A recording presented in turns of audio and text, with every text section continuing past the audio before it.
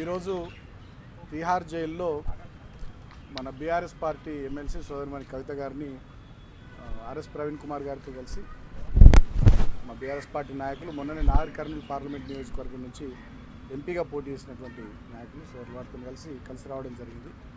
So వారు చాలా ధైర్యంగా ఉన్నారు, గట్టిగా ఉన్నారు.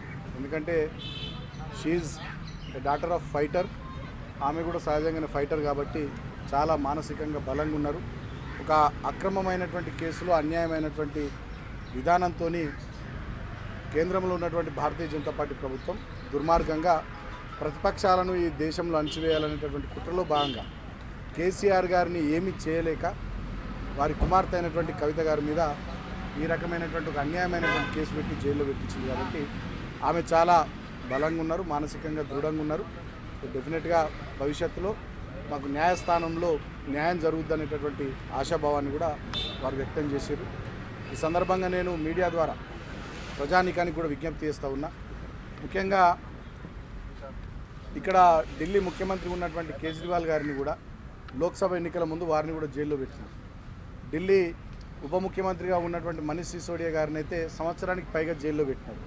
జార్ఖండ్ ముఖ్యమంత్రిగా ఉన్నటువంటి హేమంత్ సోరెన్ గారిని జైల్లో పెట్టినారు.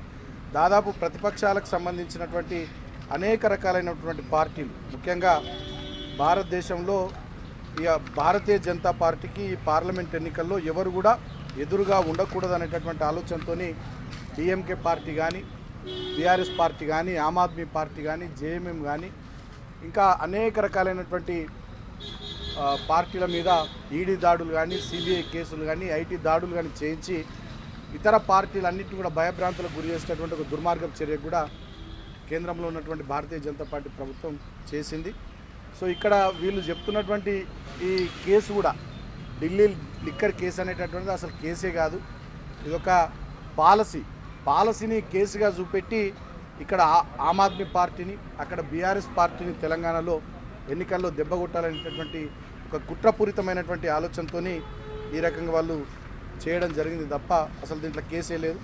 ముఖ్యంగా ఇవాళ మేము అడుగుతూ ఉన్నాం, నిజంగా ఒక పాలసీని పట్టుకొని మీరు కేసు అని అన్నట్టయితే మరి వాళ్ళ కేంద్రంలో ఉన్నటువంటి నరేంద్ర మోడీ గారి ప్రభుత్వం బొగ్గు దిగుమతి విధానం కానీ, నూతన విద్యుత్ విధానం కానీ, ఎయిర్పోర్ట్ లీజింగ్ విధానం కానీ, బొగ్గు గనుల వేలం విధానం కానీ, ఇట్లా అనేక రకాలైనటువంటి పాలసీలు ఈ 10 సంవత్సరాల కాలంలో కేంద్రంలో ఉన్నటువంటి భారతీయ జనతా పార్టీ నేతృత్వంలోని మోడీ ప్రభుత్వం తీసుకున్నది.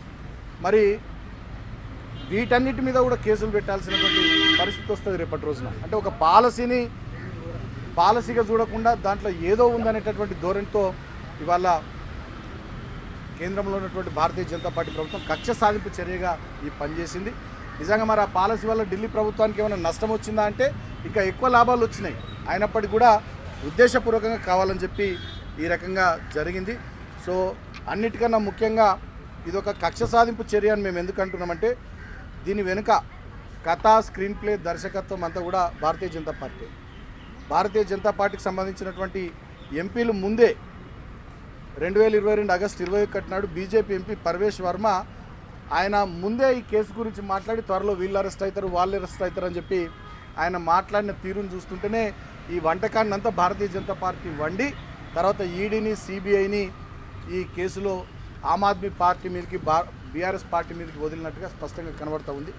సో ఇవాళ ఏది ఏమైనప్పటికీ ఒక మాట మాత్రం స్పష్టంగా చెప్పదలుచుకున్నాం. బీఆర్ఎస్ పార్టీ గతంలో ఉద్యమం చేసినటువంటి పార్టీ, 14 ఏళ్ళు తెలంగాణను తెచ్చిన తెలంగాణలో బ్రహ్మాండంగా సంక్షేమాన్ని, అభివృద్ధిని చేసినటువంటి పార్టీ. సో ఈ కేసులతోని ఇటువంటి వాటితోని కేసీఆర్ గారిని కానీ, మా పార్టీ నాయకత్వాన్ని కానీ బెదిరిస్తారనుకుంటే అది భారతీయ జనతా పార్టీకి భ్రమనే అవుతుంది తప్ప ఇంకేం కాదు. సో ఇవాళ మేము కవిత గారిని కలిసిన సందర్భంలో వారు కూడా చాలా గట్టిగా ఉన్నారు. డెఫినెట్గా ఇటువంటి కేసులకు అదిరేది లేదు, బెదిరేది లేదు, భయపడేది లేదు. ఇంకా గట్టిగా పోరాటం చేద్దాం. కేంద్ర ప్రభుత్వ ప్రజా వ్యతిరేక విధానాల మీద, భారతీయ జనతా పార్టీ ఫాసిస్టు విధానాల మీద ఇంకా గట్టిగా మొండిగా ఈ దేశ ప్రజల తరపున నిలబడదామని చెప్పి వారు చాలా దృఢంగా, బలంగా మాకు చెప్పడం జరిగింది. సో త్వరలోనే మేము అనుకుంటా ఉన్నాం, డెఫినెట్గా మేము లీగల్ ఫైట్ చేస్తూ ఉన్నాం. హైకోర్టును ఇప్పటికీ మేము ఆశ్రయించినాం. డెఫినెట్గా మాకు న్యాయ వ్యవస్థ మీద నమ్మకం ఉంది. భవిష్యత్తులో రిలీఫ్ దొరుకుతుంది అనేటటువంటి ఆశాభావాన్ని కూడా మేము వ్యక్తం చేస్తూ ఉన్నాం. కానీ వాళ్ళ దేశ ప్రధానికాన్ని విజ్ఞప్తి చేస్తూ ఉన్నాం, ఇదొక ఫాసిస్టు ప్రభుత్వం, ఒక దుర్మార్గపు ప్రభుత్వం. ఈ దేశంలో కశ్మీర్ నుంచి కన్యాకుమారి వరకు అటక్ నుంచి కటక్ వరకు దళితుల గురించి, రైతుల గురించి, మహిళల గురించి, బలహీన వర్గాల గురించి, మైనారిటీ వర్గాల గురించి, వాళ్ళ సంక్షేమము, ఈ దేశ అభివృద్ధి అనేటటువంటి సమస్యల గురించి వీళ్ళు ఏం మాట్లాడతలేరు. ఎంతసేపటికి ప్రతిపక్ష నాయకులు, ప్రతిపక్షాలకు సంబంధించినటువంటి పార్టీల నాయకుల మీద ఈడీ దాడులు, సిబిఐ దాడులు, ఐటీ దాడులతోని వాళ్ళని భయపెట్టి లొంగ తీసుకొని ఈ దేశంలో నయా నియంతృత్వ పరిపాలన కొనసాగించే విధంగా ఈ నరేంద్ర మోడీ ప్రభుత్వం ఫాసిస్ట్ విధానాన్ని అవలంబిస్తూ ఉంది. అది దేశ ప్రజానీకం డెఫినెట్గా గమనిస్తున్నారు. కాబట్టి రాబోయే పార్లమెంట్ ఎన్నికల్లో ఇప్పటికే ఈ 4 దశల్లో జరిగినటువంటి ఎన్నికల్లో భారతీయ జనతా పార్టీ ఘోరంగా దెబ్బతిన్నది. ఈ రాబోయే 3 దశల్లో కూడా ఇంకా ఘోరంగా దెబ్బతింటుంది. వాళ్ళు ఎట్టి పరిస్థితులలో 200-220 సీట్లు దాటే పరిస్థితి లేదని చెప్పి దేశమంతా ఆసేతు హిమాచలం చెప్తా ఉన్నది. ఇవాళ బీఎస్సీ సెన్సెక్స్ పడిపోతూ ఉన్నది. స్టాక్ ఎక్స్చేంజ్లలో మొత్తం మదుపర్ల సంపద అంతా ఆవిరైపోతూ ఉన్నది. మళ్ళీ ఎన్నికల్లో వీళ్ళు గెలుస్తారు, ఒక సుస్థిరమైనటువంటి ప్రభుత్వం ఇక్కడ వస్తుంది అనేటటువంటి ఆలోచనలు కూడా దేశంలో కానీ ప్రపంచంలో కానీ ఎవరు చేస్తలేరు. ఖచ్చితంగా రాబోయేదంతా సంకీర్ణ యుగం అని చెప్పి దేశ ప్రధానికం కూడా భావిస్తూ ఉన్నారు. నరేంద్ర మోడీకి కానీ ఈ ప్రభుత్వానికి కానీ నూకలు చెల్లినట్టే అని చెప్పి అందరూ మాట్లాడుతూ ఉన్నారు, చెప్తా ఉన్నారు. కాబట్టి ఏ పార్టీల గొంతులైతే నొక్కి, ఏ నాయకులను జైళ్ళల్లో పెట్టి, అక్రమంగా కేసులు పెట్టి, తద్వారా ప్రజా తీర్పును ఏదో వాళ్ళకు అనుకూలంగా మలుచుకుందామని చెప్పి వాళ్ళు భావించారు, ఇవాళ అదే వాళ్ళకు నష్టం చేయబోతూ ఉంది, అదే వాళ్ళకు బూమరంగ్ కాబోతూ ఉంది. భారతీయ జనతా పార్టీ అరాచకపు విధానాలు, వాళ్ళ పద్ధతుల మీద ఇవాళ దేశ ప్రజానికం డెఫినెట్గా తిరగబడ్డది.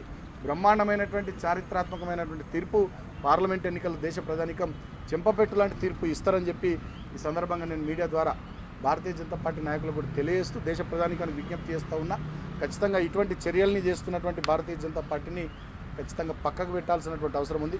అంబేద్కర్ గారు ఇచ్చినటువంటి, బాబాసాహెబ్ ఇచ్చినటువంటి రాజ్యాంగం ప్రకారం నడవాల్సినటువంటి ఈ దేశంలో పార్లమెంటరీ డెమోక్రసీలో ఇవాళ ఒక ఆటోక్రటిక్ అప్రోచ్తోని, పేరుకే డెమోక్రసీ ఉంది కానీ ఒక ఆటోక్రటిక్ అప్రోచ్తో నడుస్తున్నటువంటి ఈ నయా ఫాసిస్ట్ విధానాలను మనమంతా ఎదురించాలని చెప్పి సందర్భంగా తెలియజేస్తూ బీఆర్ఎస్ పార్టీ రాబోయే రోజుల్లో definitely we will continue our fight. ప్రజల పక్షాన నిలబడతాం, ప్రజల కోసం నిలబడతాం. దానికోసం ఎన్ని కేసులనైనా, ఎంతటి నిర్బంధాన్నైనా భరిస్తూ ఖచ్చితంగా ప్రజల కోసం చివరిదాకా పోరాటం చేస్తామని చెప్పి సందర్భంగా నేను తెలియజేస్తూ మళ్ళొకసారి నేను చెప్తా ఉన్నా, మా కవిత గారు చాలా గట్టిగా ఉన్నారు. ఇలాంటి కేసులకు అదిరేది లేదు, బెదిరేది లేదు, భయపడేది లేదని చెప్పి చెప్తా ఉన్నారు. ఇటువంటి ఇంకెన్ని అక్రమ కేసులు కానీ నిర్బంధాలు కానీ ప్రయోగించినా బీఆర్ఎస్ పార్టీ నాయకులు ఇంకా మొండిగా పోరాటం చేస్తాం ప్రజల పక్షాన. ఈ సందేశం డెఫినెట్గా ప్రజలకు అందరికీ పోవాలని చెప్పి కూడా వారు మాట్లాడారు.